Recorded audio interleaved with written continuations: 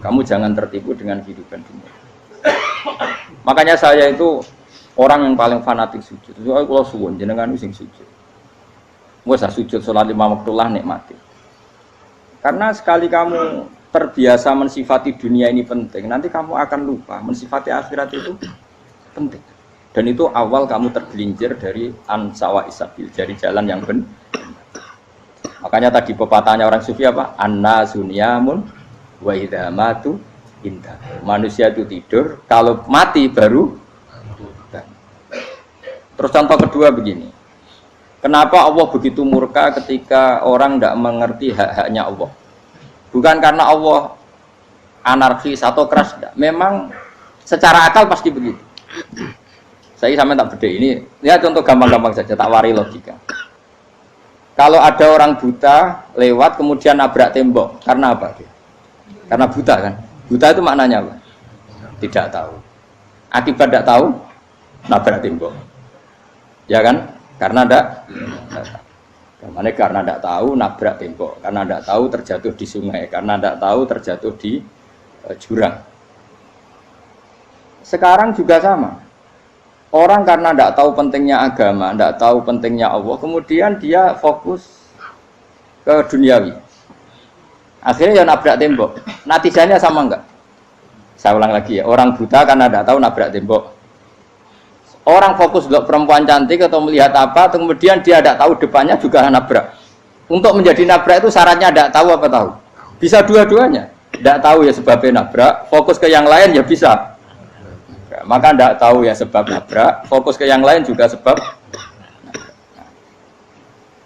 Nah mata kita, hati kita ini sudah dipenuhi hal-hal yang tidak penting, sehingga kita lupa dari hal yang penting. Kayak tadi kita mau minum kopi saja, fokus sampai meninggalkan anak main sampai jatuh. Berarti minum kopi sebenarnya tidak satu kebodohan, tapi ketika membiarkan anak kecil jatuh itu adalah kebodohan. Sebetulnya makan menikmati dunia itu tidak kebodohan, tapi ketika Anda melupakan Allah itu menjadi satu apa? Kebodohan. Ini disebut kamu jangan terlena oleh kehidupan apa? Dunia. Nah kenapa terlena? Itu kakean delok. Mulane Nabi itu ora tau delok dunia. Nabi, saya ini tak latih gitu di wali, tapi mukadimah. Kulon itu belum pernah delok. Saya pernah punya kakak wakil bupati, punya teman gubernur banyak tuh. Kalau delok susu ora wani sih. Mergo kuwatir seneng. Nabi itu pernah, Nabi itu jenenge manusia, pernah lewat itu. Kemudian tonggo-tonggone Nabi kebetulan pas pulang bawa unta-unta banyak. Itu Nabi melihat mungkin 0, sekian detik. Itu dilori pangeran. La tamuddanna ainaika ila ma matta'ana bihi azwajam minhum zahratal hayatid. Jadi misalnya kayak Rogen misalnya dulu wong numpak Alphard pejabat ana sing bukakno. Enak aja nak jadi wong ngono iku. Kalimat itu direkam oleh Allah bahwa Mustafa pernah ngomong enake dadi wong iku numpak Alphard ana sing bukakno. Tapi kan tetap kirim. Sehingga nanti di akhirat kalimat itu direkam misalnya nanti ternyata yang numpak Alphard misalnya nyuwun sewu misalnya yang numpak Alphard tadi tetap di neraka, kamu ya ikut di neraka. Karena dia menikmati Alphard lali akhirat, kowe yo ngangen-angen kepengen seperti itu. Maka poinnya sama. Kalau mlebu neraka bareng. Terus ada orang sujud di musola, melarat sujud. Kowe gak pernah enake dadi wong iku. Padahal sujud itu yang menjadi orang masuk surga. Terus kowe ditakoki ning akhirat. Kowe tahu angen-angen dadi wong sujud mboten nate. Tapi kowe tahu angen-angen mewah nate. Yes, seneng ngono kira-kira gitu. Lha iku latara undal pas kowe roh ilmu yakin pas wae mlebu neraka. Lha iki mulane tak ajari dini kiat-kiat supaya kira mlebu. Makanya latih melihat dunia gue juga kesuwen. Misalnya di konco jadi pejabat. Kalau nanti di keluarga pejabat sampai sekarang pun saya sering punya teman. Buat nanti kalau apa ya, melihat bahwa dia pejabat. Karena saya takut dosa. Saya melihat dia seorang mukmin yang sujud, yang sholat. Saya bodoh sekali kalau melihat dia pejabat. Karena itu tidak ada artinya di akhirat. Saya sampai sekarang yang saya melihat presiden orang yang mukmin, sehingga saya harus hormat. Saya melihat bupati orang yang mukmin, sehingga saya harus hormat. Melihat sampean ini wong sing mukmin, malah gue jalalan barang ini sudah mukmin plus. Jadi rasa tiga ekor tuh pinter gue jalalan. Jalalan gudel bisa gaya bisa. Gudel lu rano mana nih? Oh anu keangger wong bisa maca kitab kok. Jos lah. Jadi saya ulang lagi ya. Makanya saya itu nanti kalau sampean alim sudah kayak saya, itu pasti nggak kagum sama sahabat.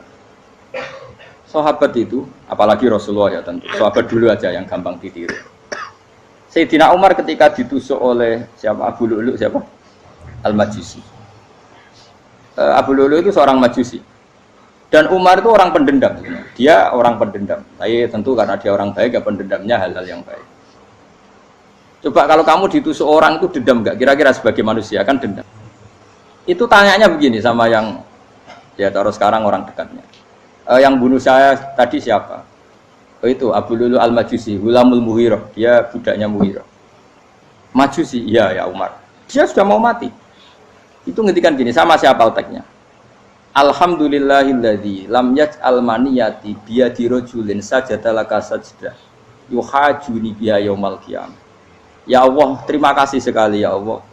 Engkau mentakdirkan saya dibunuh oleh orang yang enggak pernah sujud. Kalau saja dia pernah sujud, maka dia berhak menuntut saya dengan sujudnya untuk masuk surga. Artinya gini, kalau dia ditusuk orang yang pernah sujud, misalnya Sayyidina Umar kok ditusuk oleh Ruhin, kemudian Umar masuk Ruhin masuk neraka, aku tetap pedih Gusti. Isowai sujudnya dia menjadikan enggak berhak masuk neraka. Artinya Umar sangat hormatnya pada sujud itu dia enggak berani. Jadi kira-kira kok Umar sujud kowe iku kira-kira rawani maksudno anak kowe mlebu neraka. Piye-piye di kekuatan sujud yang mempotensikan tetap dia masuk surga. Makanya dia seneng, dendamnya kesampaian. Syukurlah nek sing mateni aku ora tau sujud. Jadi tak patut nang neraka langsung gludeng ngene kira-kira gitu. Saking hormatnya ambek sing jenenge sujud. Tapi kita sekarang enggak. Rawong ning musala sujud, ya jeneng wong nganggur. Otak kita ini sudah PKI lah kamu. PKI halus. PKI yang tanpa kartu, paham?